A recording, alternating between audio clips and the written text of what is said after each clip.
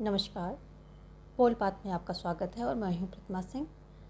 आज हम पढ़ेंगे संविधान और ये संविधान सीरीज़ हम पहले से भी पढ़ रहे थे और बीच में MP1 जो वर्ग 1 के एग्ज़ाम्स बहुत करीब आ गए थे, तो इस वजह से इस सीरीज़ को स्टॉप किया था। और इस सीरीज़ में हम पढ़ चुके थे जो 1773 का रेगुलेटिंग एक्ट, वहाँ से लेकर के 1935 तक के जो एक्ट था हमारा भारत सरकार अधिनियम, उसके वहाँ तक हमने पढ़ लिया था। और उसके बाद हमने संविधान तथा संविधानवाद इसमें अंतर कर लिए थे और संविधान के स्वरूपों पर भी चर्चा हमने कर ली थी। तो आज हम इसमें बेसिकली इस वीडियो में संविधान निर्माण की बात करेंगे, किस तरह संविधान निर्माण पे किसने किसने मांगे उठाई और कैसे कैसे ये आगे बढ़ा, इस पे बात करेंगे। तो आज से हमारी जो हमने बीच में सीरीज़ छोड़ दी थी कोर्स वीडियोज़ की, तो वो हम फिर शुरू करेंगे। आपको पता हो कि मैं यहाँ पर और टीचिंग से जो रिलेटेड टॉपिक्स होते हैं उनको यहाँ पर मैं देती हूँ, यानी कि मैं पॉलिटिकल साइंस का कोर्स यहाँ पर पूरा कोर्स देती हूँ अपने चैनल पे। तो जो कोर्स की सीरीज़ बीच में छूट गई थी उसको आज हम फिर से शुरू कर रहे हैं और अब ये सीरीज़ यहीं से कंटिन्यू हो जाएगी। इसकी PDF आपको टेलीग्राम पे मिल जाएगी, लेकिन जब ये क्लासेस कंप्लीट होंगे तब, क्योंकि मैं एक ही PDF में सारी क्लासेस लेती हूँ, तो सब एक साथ आपको पूरी PDF संविधान पर मिल जाएगी। तो अभी से आप मत मांगने लगिएगा, जल्दी ही हम इसको संविधान को कंप्लीट करेंगे। 10 दिन में 8-10 दिन में कंप्लीट कर देंगे। उसके बाद आपको पूरी PDF एक साथ मिल जाएगी, तो आपको भी आसानी रहेगी। 10 जगह रखने से एक PDF खोलेंगे और पूरा संविधान पढ़ लेंगे और हमें भी देने में आसानी रहेगी, बार बार हमें देना नहीं पड़ेगा। तो आप हमें टेलीग्राम पे ज्वाइन कर सकते हैं। जो भी PDF कंप्लीट होती जाती है तो वो मैं वहाँ पे देती जाती हूँ। तो आप मुझे पोलपात के नाम से सर्च कर सकते हैं, इससे भी ज्वाइन कर सकते हैं और डिस्क्रिप्शन में लिंक दिया गया है, उस पर भी आप हमें ज्वाइन कर सकते हैं। प्लस मैं आपको बताना चाहूँगी कि कोर्स वीडियोज़ की प्लेलिस्ट लगी हुई है इसमें डिस्क्रिप्शन में, तो आप जो है उसको जा कर के जितने भी कोर्स वीडियोज़ हमने दी हैं, बहुत ज़्यादा हमने टॉपिक कवर कर लिए हैं, थिंकर्स पे, अदर उस पे, सिद्धांत पे, थ्योरी वगैरह सारे कुछ कंप्लीट हैं। कुछ एक टॉपिक रह रहे हैं जो अभी मैं कंप्लीट कर दूँगी, तो आप वो लिस्ट चेकआउट करें और वहाँ से अपने नोट्स बना लें, प्रिपरेशन कर लें। यदि आप चैनल पर नए हैं तो आप हमारे चैनल को सब्सक्राइब कर लें, क्योंकि मैं अपने चैनल पे ऑल टीचिंग से रिलेटेड पॉलिटिकल साइंस का फुल कोर्स देती हूँ और यहाँ से जो वे हमेशा जो है इम्पॉर्टेंट वीडियोस निकलती रहती हैं। साथ में एग्ज़ाम्स की मैं प्रिपरेशन भी कराती हूँ, यानी कि प्रैक्टिस भी उनकी करवाती हूँ और इम्पॉर्टेंट नोट्स और जो प्रैक्टिस होते क्वेश्चंस होते हैं वो भी मैं देती हूँ। और साथ में NCERT की भी एनालिसिस करते हैं, एग्ज़ाम पॉइंट ऑफ व्यू से वो भी देखते हैं। तो काफ़ी सारी यहाँ पर इम्पोर्टेंट एक्टिविटीज़ होती रहती हैं, तो आप हमारे चैनल को ज्वाइन कर सकते हैं सारी चीज़ों को अवेल करने के लिए। तो चलिए देखते हैं संविधान का। हमने जो है आप हमारी पहले की क्लासेस देखेंगे संविधान की, तो वहाँ पर हमने 1935 का प्लस 1935 तक और उसके बाद जो है संविधान के स्वरूप, संविधान तथा संविधानवाद, यहाँ तक देख लिया था। उसके आगे जो हम देखेंगे आज मेनली संविधान सभा के गठन पर जो है आज चर्चा होगी और इसी के कंटिन्यूएशन में डेली जो है वीडियोस अपलोड होती रहेंगी। तो सबसे पहले हम देखेंगे कि स्वराज शब्द का प्रयोग दयानंद सरस्वती ने सबसे पहले किया था। तो जो दयानंद सरस्वती हम जो है क्वेश्चन ओरिएंटेड चलेंगे, यानी कि एग्ज़ाम ओरिएंटेड चलेंगे, तो वो चीज़ें यहाँ पर हाईलाइट की जाएंगी जो कि एग्ज़ाम में आती हैं। तो स्वराज शब्द का प्रयोग जो है सर्वप्रथम किसने किया था? दयानंद सरस्वती ने किया था। एग्ज़ाम में सीधा सीधा पूछता है। और जो 1916 में होम रूल था, इसमें भी जो है संविधान निर्माण की मांग की गई थी। जो होम रूल आंदोलन था, कब का? 1916 का होम रूल आंदोलन था। इसके द्वारा भी जो है क्या हुआ था कि इसमें भी किसकी संविधान निर्माण की बात की गई थी। और अगर हम बात करें कि जो है सर्वप्रथम किसने मांग की थी संविधान निर्माण की, तो सर्वप्रथम जो है संविधान की मांग की गई थी 1985 में, ठीक है, स्वराज विधेयक के माध्यम से ये तिलक द्वारा किया गया था। तिलक द्वारा ने जो तिलक महोदय हैं, स्वराज विधेयक के माध्यम से क्या है, ये संविधान सभा यानी कि संविधान की जो है मांग करते हैं। तो यदि क्वेश्चन आए कि संविधान निर्माण की मांग सर्वप्रथम किसने की, तो तिलक ने की। किसके द्वारा की? स्वराज विधेयक के द्वारा की। आगे देखेंगे, जो होम रूल है आंदोलन, ये कब आता है? 1916 में जो है ये आंदोलन शुरू होता है। तो इसके द्वारा भी क्या विधि निर्माण में भारतीयों की भागीदारी की मांग को रखा गया था। तो क्या हुआ था कि जो विधि निर्माण है, कानून निर्माण, इसमें भारतीयों की भागीदारी होनी चाहिए, इस मांग को जो है इस आंदोलन के द्वारा भी कहा गया था। ठीक है, और आगे हम बात करेंगे साइमन कमीशन की, कि साइमन कमीशन जो है भारत कब आता है। तो साइमन कमीशन के बारे में एक बात याद रखनी है कि साइमन कमीशन में 2 डेट हैं, कि एक तो जो है गठित होने की, साइमन कमीशन की 2 डेट होती हैं, तो कंफ्यूज नहीं होना है। एक अगर हम गठन की बात करें, ठीक है, गठन की बात करें तो ये 1927 में इसका जो है गठन होता है। ठीक है, क्वेश्चन आपको इसी ऐसे क्वेश्चन में जो है आप लोग क्वेश्चन जो है वहाँ पर आंसर गलत करके आते हैं। तो 1927 में इसका गठन होता है, ब्रिटेन में होता है, और ये कब पहुँचता है? ये 1928 में भारत आया। ठीक है, तो गठन 1927 में होता है और 1928 में भारत आया। तो जैसा सेंटेंस एग्ज़ाम में आएगा आप वैसा आंसर करेंगे। ठीक है, 1927 में गठन होता है और 28 में भारत आया। ये इम्पॉर्टेंट है, तो इसकी ये दोनों ही डेट इम्पॉर्टेंट हैं। जो चीज़ें इम्पॉर्टेंट हैं वो हैं, आप उनको याद करेंगे, आपको याद रखना मजबूरी है। ठीक है, आगे देखेंगे, मोतीलाल नेहरू ने 7 मांगें रखी थी। कब? साइमन कमीशन के समक्ष जो है, साइमन कमीशन के समक्ष मोतीलाल नेहरू ने 7 मांगें रखी थी। किसके? साइमन कमीशन के समक्ष। साइमन कमीशन के समक्ष। तो कितनी? 7 मांगें रखी इन्होंने। पहले ही इन 7 मांगों को 7 सूत्री मांग कहा जाता है। ठीक है, 7 सूत्री मांग थी और नेहरू रिपोर्ट के माध्यम से ये दी गई थी। ठीक है, लेकिन इसमें क्या है कि 2 मांगें जो हैं बहुत ही इम्पोर्टेंट थी। कौन सी थी? एक तो औपनिवेशिक स्वराज, दूसरा था केंद्र में पूर्ण उत्तरदायी सरकार। तो यहाँ पर 7 सूत्री मांगों में कौन सी इम्पोर्टेंट थी? 2 जो है बहुत ज़्यादा इम्पोर्टेंट थी। कौन कौन सी थी? एक तो औपनिवेशिक स्वराज और दूसरा केंद्र में पूर्ण उत्तरदायी सरकार। ये 2 मांगें जो हैं इन 7 मांगों में से बहुत ज़्यादा इम्पोर्टेंट थी, और ये 7 सूत्री मांगों को नेहरू रिपोर्ट के माध्यम से 7 सूत्री मांगों को नेहरू रिपोर्ट के माध्यम से जो है इनको रखा गया था। नेहरू रिपोर्ट माध्यम था।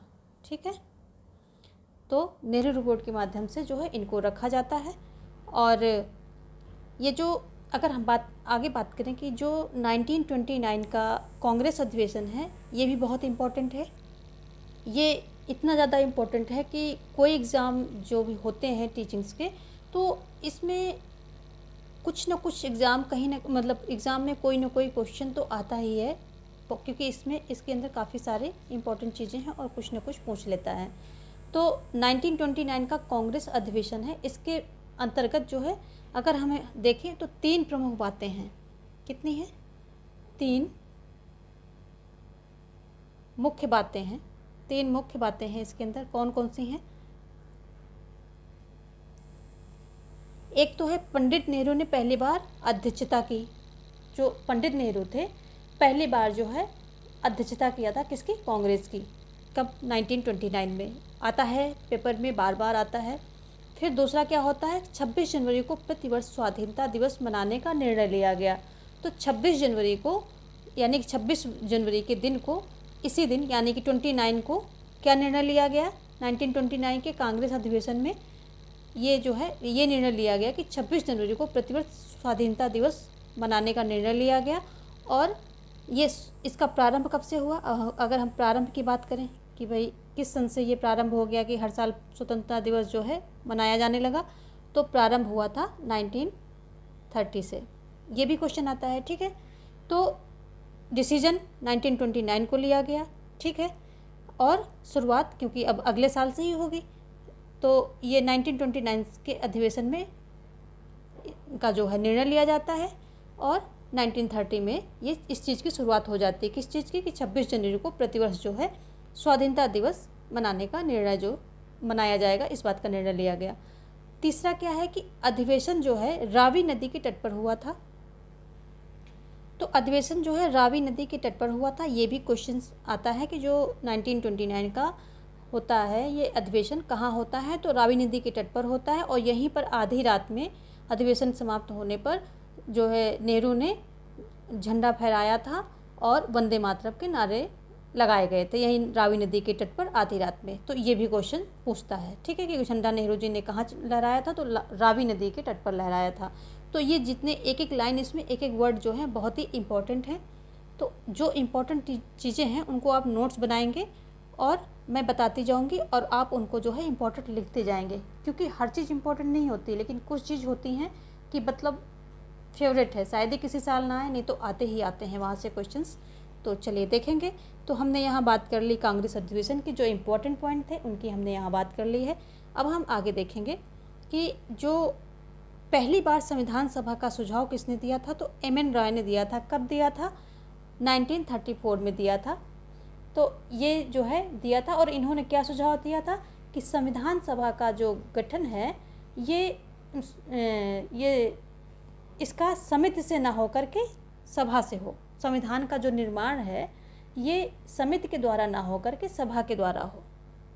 तो ठीक है, यहाँ पर क्या है, एम.एन. राय ने क्या राय दिया था कि जो है संविधान निर्माण का कार्य है, प्रोसेस है, ये समिति के द्वारा ना हो करके किसके द्वारा हो? संविधान सभा के द्वारा हो। तो संविधान सभा का सुझाव दिया एम.एन. रॉय ने। क्या है, नीचे लिख लेते हैं। समिति के द्वारा ना, समिति से ना करके किसे किया जाए? सभा से किया जाए। ठीक है, सभा के द्वारा किया जाए। ठीक है, सभा के द्वारा जो है किया जाए। तो ये जो है इन्होंने बताया, पहली बार बताया। कब बताया? 34 में बताया था। ठीक है, आगे देखेंगे। इसमें देखो कुछ चीज़ें जो हैं ध्यान रखने वाली होती हैं, जो हमें एग्ज़ाम में कंफ्यूज करती हैं। तो ये क्या है कि 1922 में गांधी जी ने कहा कि संविधान का निर्माण भारतीय लोगों के द्वारा होना चाहिए। किसके द्वारा होना चाहिए? लोगों के इच्छानुसार, मतलब लोगों के द्वारा नहीं, लोगों के इच्छानुसार होना चाहिए। बल्कि ये पॉइंट हाईलाइट करने वाला है, लोगों के इच्छानुसार होना चाहिए। देखिए, है ना, यहाँ पे गांधी जी किसकी बात कर रहे हैं? इच्छा की बात कर रहे हैं। ठीक है, और यही लगभग मिलता जुलता सेंटेंस जो नेहरू जी ने 1937 में बोला, क्या कहा कि भारतीय संविधान का निर्माण भारतीय लोगों द्वारा होना चाहिए। तो हमने द्वारा को हाईलाइट कर लिया। देखिए, सिर्फ इतना सा अंतर है, नेहरू जी कह रहे हैं भारतीय लोगों के द्वारा होना चाहिए, और गांधी जी कह रहे हैं कि भारतीय संविधान का निर्माण लोगों की इच्छा अनुसार होना चाहिए। और क्वेश्चन में पूछ लेगा तो आप कंफ्यूज हो जाएंगे। तो थोड़ा सा इन सब पढ़ते ही समय जो डिफरेंसेस हैं, छोटी छोटी बारीकियां हैं, उनको पकड़ लेंगे तो हमेशा के लिए कॉन्सेप्ट भी क्लियर हो जाएगा, और एग्ज़ाम में आप जो है फोड़ के आएंगे। ठीक है, अब हम यहाँ तक देख लिया हमने। देखेंगे अगस्त प्रस्ताव के बारे में, बहुत ही इंपॉर्टेंट है। तो अगस्त प्रस्ताव कब आता है? अगस्त प्रस्ताव आता है 1940 में आता है। ठीक है, कब आता है? 1940 में आता है। और आता कब है? ये 8 अगस्त को आता है। ठीक है, कब आता है? ये 8 अगस्त को आता है। डेट सब इम्पॉर्टेंट हैं, इसीलिए इसको क्या बोला जाता है? अगस्त प्रस्ताव बोला जाता है। ठीक है, इसीलिए इसे अगस्त प्रस्ताव के नाम से भी जानते हैं। ठीक है, अगस्त प्रस्ताव के नाम से भी जानते हैं, के नाम से भी जानते हैं। चलिए, यहाँ तक हो गया। अब इसकी जो मेन बातें थी वो ये थे कि सेकेंड वर्ल्ड वॉर के पश्चात जो है भारत क्या हो जाएगा, औपनिवेशिक स्वराज बन जाएगा और संविधान का निर्माण होगा। तो इसकी जो है ये कुछ जो मेन बातें थी यही थी। और ये जो अगस्त प्रस्ताव है क्या हुआ, पूर्णतया विफल रहा। क्या रहा, इसको यहाँ लिख लेते हैं हम।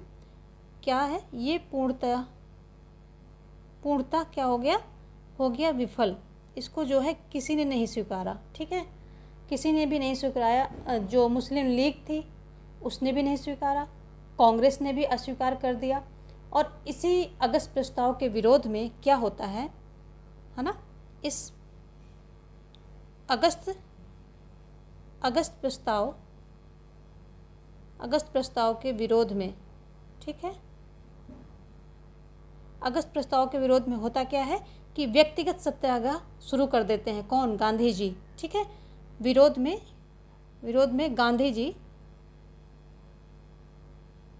गांधी जी ने क्या कर दिया, व्यक्तिगत सत्याग्रह शुरू कर दिया।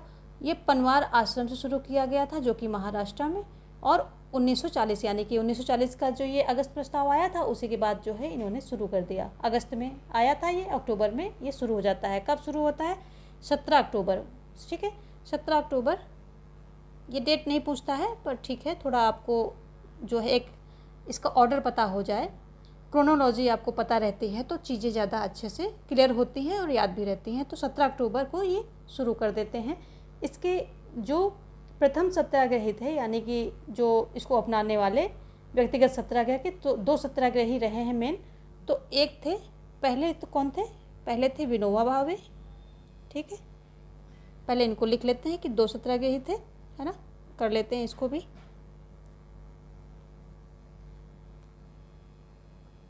2 सत्याग्रही थे, ठीक है। इसके 2 सत्याग्रही थे मेन की बात करें तो, पहले आचार्य विनोबा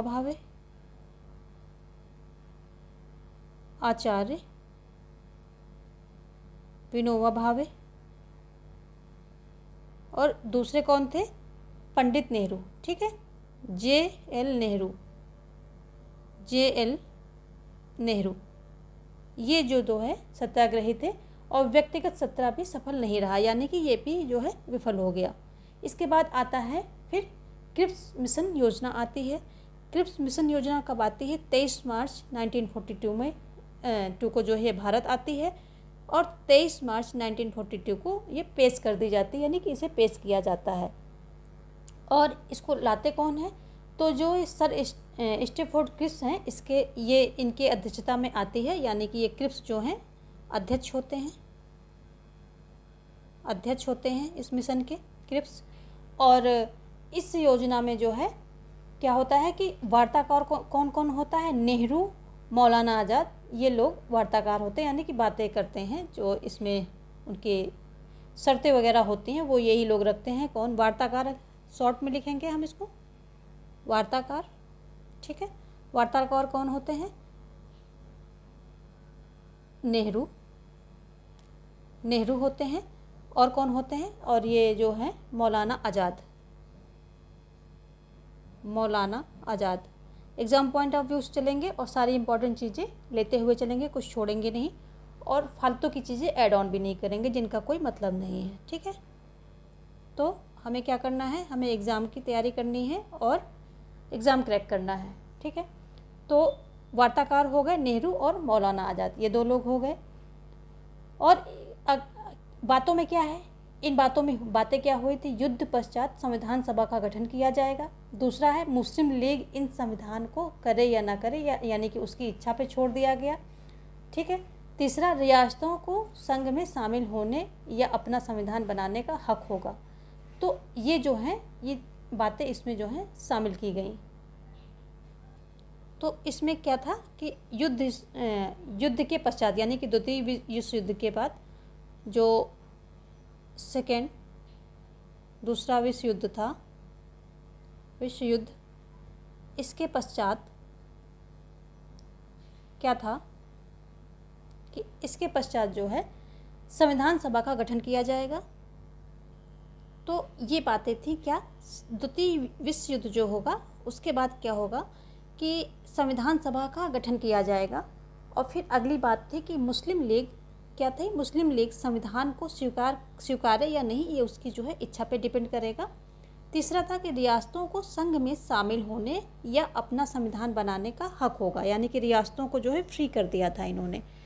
तो और भी एक मेन पॉइंट इसमें था कि जो है भारत संघ को पूर्ण उपनिवेश का दर्जा दिया जाएगा। तो ये जो भारत है क्या है, भारत को पूर्ण उपनिवेश का दर्जा दिया जाएगा, दर्जा दिया जाएगा। ठीक है, तो इतनी बातें जो इसमें मेन थी, ये भी जो है पूरी तरह से खारिज कर दिया गया। भारतीयों ने, मुस्लिम लीग ने, कांग्रेस ने, सब ने जो है इसको खारिज कर दिया। तो ये प्रस्ताव भी जो है ये जो है खारिज कर दिया गया। तो इसे खारिज किया गया। ठीक है, खारिज किया गया, सबके द्वारा किया गया, चाहे वो कांग्रेस हो, ठीक है, कांग्रेस हो या मुस्लिम लीग कहें या जो भारतीय थे उनको भी, ये जो एक्टिव लोग थे उनको भी पसंद नहीं आया। तो किसी को भी जो है खारिज किया गया, सबके द्वारा खारिज कर दिया गया। गांधी ने इसको जो है पोस्ट डेटेड चेक कहा। ठीक है, गांधी ने इसे पोस्ट डेटेड चेक कहा। ठीक है, और अगर हम बात करें कि नेहरू ने क्या कहा, तो नेहरू ने इसको जो है, नेहरू ने डूबते हुए बैंक का उत्तर दिनांकित चेक कहा। आगे क्या होता है कि जो किस प्रस्ताव, ये नेहरू ने किसको क्या बोला कि डूबते हुए बैंक का उत्तर दिनांकित चेक कहा। किसने कहा? नेहरू ने कहा। और ये इसके विरोध में, जो क्रिप्स प्रस्ताव है, इसके विरोध में भारत छोड़ो आंदोलन प्रारंभ हो गया। तो ये जो क्रिप्स मिशन के विरोध में क्वेश्चन आता है, किसके विरोध में, किस जो योजना या प्रस्ताव जो था उस किसके विरोध में भारत छोड़ो आंदोलन शुरू हुआ? तो क्रिप्स मिशन के विरोध में भारत छोड़ो आंदोलन प्रारंभ हुआ। ठीक है, तो क्वेश्चन होगा जब आपका कि भारत छोड़ो आंदोलन किसके विरोध में आया? तो भारत छोड़ो आंदोलन क्रिप्स मिशन के विरोध में लाया गया। अच्छा, आंदोलन से संबंधित कुछ जो है बहुत ही महत्वपूर्ण बातें हैं, उनको देख लेते हैं।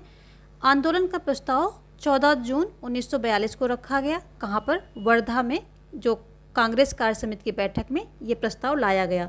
तो प्रस्ताव कहाँ लाया गया? वर्धा में। डेट उतना नहीं पूछता है, और लेकिन जो है ये जगह पूछता है। तो वर्धा में प्रस्ताव कहाँ लाया गया? तो वर्धा में लाया गया। ठीक है, जो डेट आप याद रख सकते तो बहुत ही अच्छी बात है, क्योंकि कोई पता नहीं चलता है क्या पूछ ले, लेकिन जगह तो बहुत पूछता है। तो वर्धा में जो है आंदोलन का प्रस्ताव लाया गया, और 8 अगस्त 1942 में जो है ये क्या हुआ कि ग्वालियर टैंक, जो ग्वालियर का टैंक मैदान है, वहीं पर इसको पारित किया गया। कब किया गया? 8 अगस्त को। देखो, जून में लाया गया प्रस्ताव जो है लाया गया था, और 8 अगस्त को ये पारित कर दिया गया सेम ईयर में।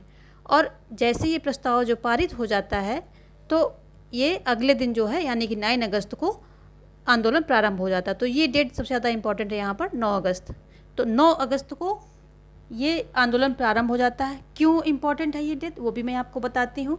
क्योंकि ये जो 9 अगस्त का ये आंदोलन है, जब शुरू होता है तो इसको जो है क्या बोलते हैं? अगस्त क्रांति भी बोलते हैं। ठीक है, इसी 9 अगस्त के जो आंदोलन होता है तो क्या बोलते हैं? अगस्त क्रांति। पूछा जाए अगस्त क्रांति तो यही है अगस्त क्रांति। ठीक है, अगस्त क्रांति भी बोलते हैं। तो इसलिए ये ज़्यादा इम्पॉर्टेंट है। जिस चीज़ में 2 चीज़ें जुड़ जाएं, उनके 2 नाम आ जाएं, तो वो इम्पॉर्टेंट हो जाता है, क्योंकि उससे जो है दो क्वेश्चन तैयार हो रहे हैं और दो चीज़ें जुड़ी हुई हैं। तो अगस्त क्रांति, 9 अगस्त का जो आंदोलन शुरू होता है, भारत छोड़ो आंदोलन, इसी को अगस्त क्रांति के नाम से जाना जाता है। और ये जो है अगस्त क्रांति, इसी में जो है, इसी क्रांति में गांधी जी ने करो या मरो का नारा दिया था। गांधी जी ने करो या मरो का नारा किसने दिया था, ये क्वेश्चन आता है। तो गांधी जी ने दिया था और इसी आंदोलन में दिया था।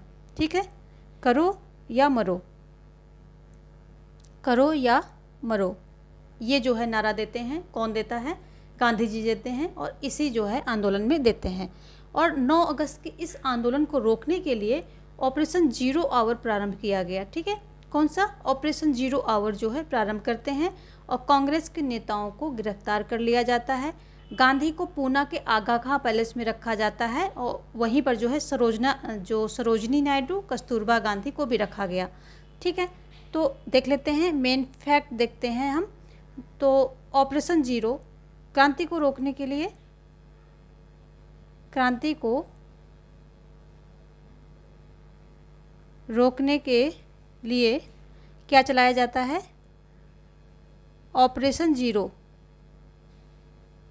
Operation zero. ठीक है, ये चलाया जाता है और इसमें जो है सभी को गिरफ्तारियां होती हैं, जितने कांग्रेस नेता हैं उनकी नेताओं की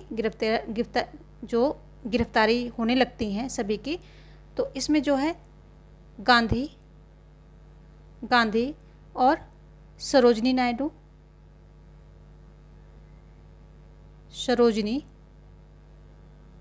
नायडू और किसको, गांधी, सरोजनी को, और जो थी कस्तूरबा गांधी थी, कस्तूरबा गांधी। क्वेश्चन यहाँ से भी आता है। कस्तूरबा गांधी को कहाँ रखा जाता है, आगा खां, पूना के आगा खां पैलेस जो है वहाँ रखा जाता है। पूना के आगा खां पैलेस में रखा जाता है इनको। ठीक है, गांधी, कस्तूरबा और सरोजनी नायडू को रखा जाता है पैलेस में, नज़रबंद किया जाता है वहाँ पर। ठीक है, वहीं पर इनको नज़रबंद कर लिया जाता है। और जो बाकी के नेता थे उन्हें कहाँ, अहमदनगर का दुर्ग में रख दिया जाता है। ठीक है, तो जो बाकी के नेता थे, बाकी के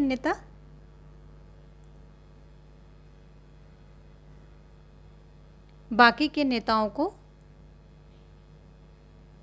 को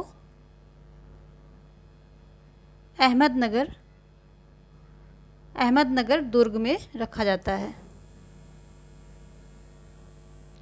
अहमदनगर दुर्ग में रखते हैं। तो ये है इनकी जो है कुछ इनकी गिरफ्तारियों से संबंधित जो जगह हैं। तो ये अहमदनगर में बाकी जो अन्य नेता होते हैं उनको रखा जाता है। आगा खां पैलेस में गांधी जी, कस्तूरबा गांधी और सरोजनी नायडू, इनको रखा जाता है।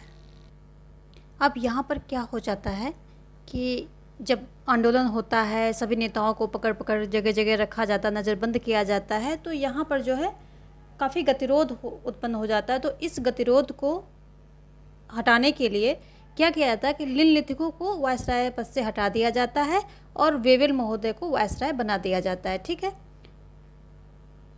वेवेल महोदय को वायसराय बना दिया जाता है। और वेवेल योजना इन्हीं के नाम से है कि वेवेल योजना, फिर उसके बाद जो है वेवेल योजना लाई जाती है। कब आती है, ये 4 जून 1945 में जो है वेवेल योजना आती है। और ये जो है इसको प्रस्तुत कौन करता है, तो वायसराय लॉर्ड वेवेल जो है इसको लाते हैं और प्रस्तुत करते हैं। तो इन्हीं के नाम पर जो है ये वेवेल योजना कही जाती है। तो ये भी ध्यान रखना है कि जब वेवेल योजना लाई जाती है तो वायसराय लॉर्ड वेवेल जो है इसको लाते हैं और इन्हीं के नाम पर ये है। और जब वो अगस्त प्रस्ताव आता है तो वो तब ये भी क्वेश्चन पूछता है तो कि जब वो अगस्त प्रस्ताव आया था उस समय कौन था वायसराय, तो वायसराय जो लॉर्ड निम्नलिखितों थे वो ही जो है इसको, उन्हीं के समय जो है अगस्त प्रस्ताव लाया गया था।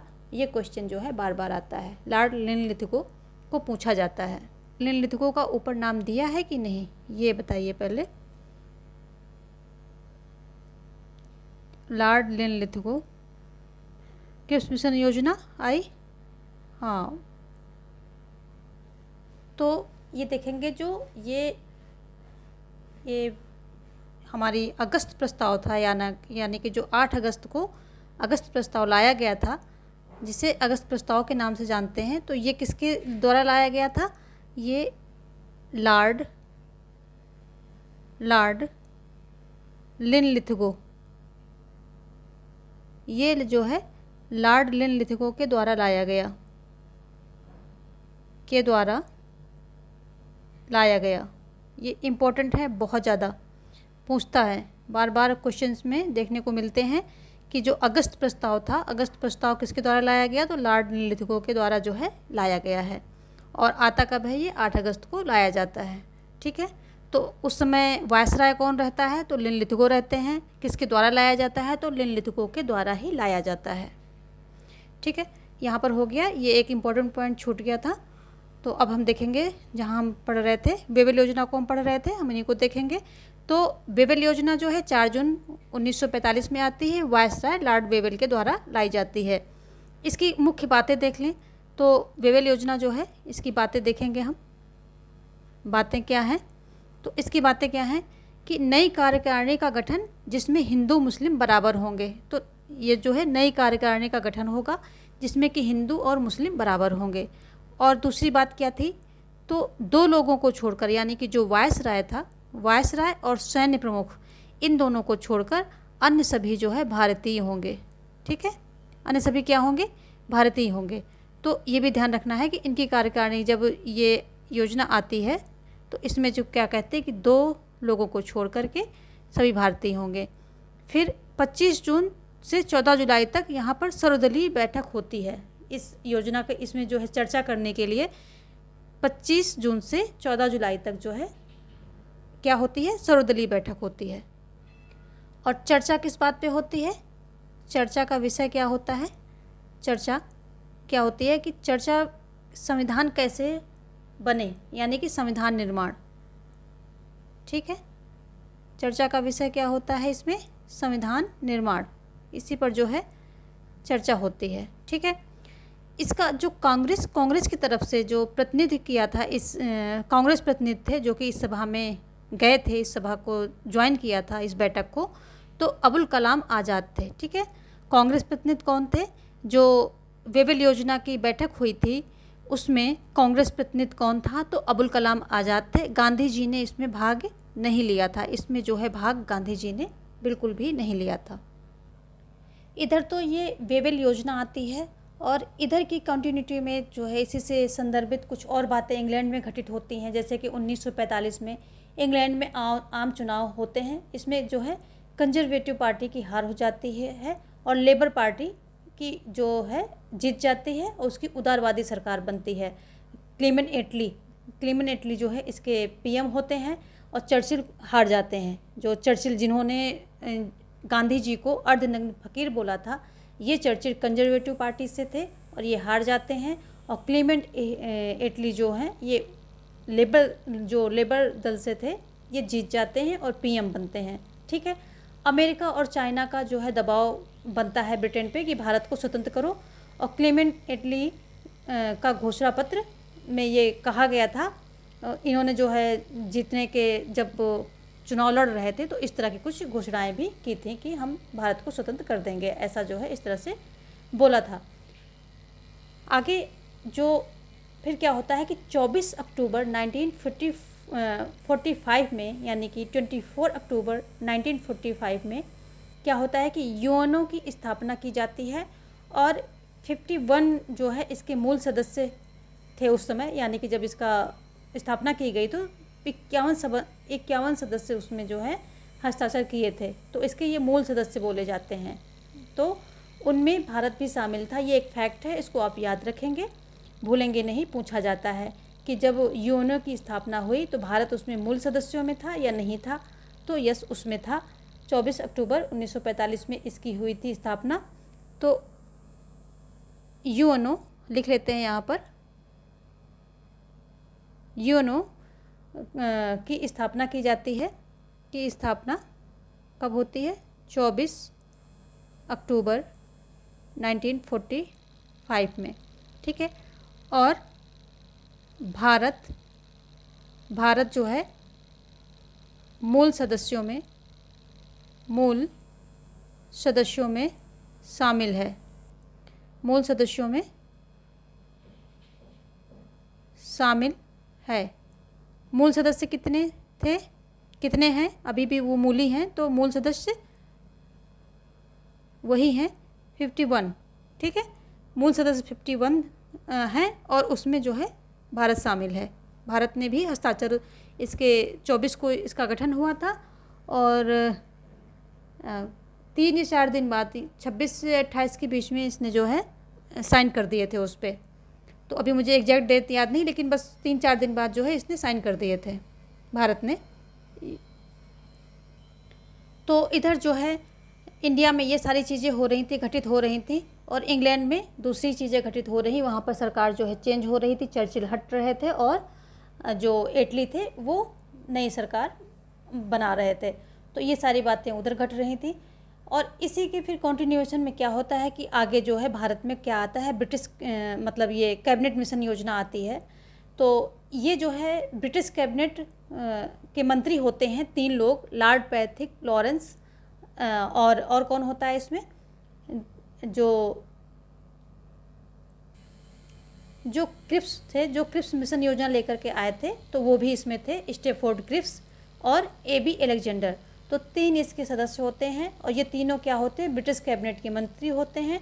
तो इसीलिए इसको जो है कैबिनेट मिशन बोला गया। और ये तीनों जो है कैबिनेट मंत्री जो है भारत में आते हैं, इसी को कैबिनेट मिशन बोला गया। और इसका जो है नेतृत्व कौन करता है, तो लॉर्ड पैथिक लॉरेंस इसका नेतृत्व करते हैं। इसके बारे में हम डिटेल में जानेंगे अगली वीडियो में, कौन सा जो हम कैबिनेट मिशन जिसके द्वारा, ठीक है, क्या जिसके द्वारा क्या होता है कि हमारी ये जो संविधान सभा का निर्माण होता है, संविधान सभा का गठन किया जाता है। तो कौन सी योजना है, वो कैबिनेट मिशन योजना है।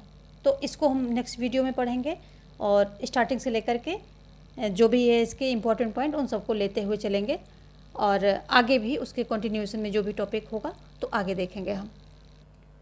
That's all about for this video. और आगे की वीडियो पाने के लिए हमारे चैनल को आप सब्सक्राइब कर लें और जो है वीडियो को लाइक भी करें, दोस्तों में शेयर भी करें। मिलते हैं इसी के आगे दूसरे टॉपिक में। धन्यवाद।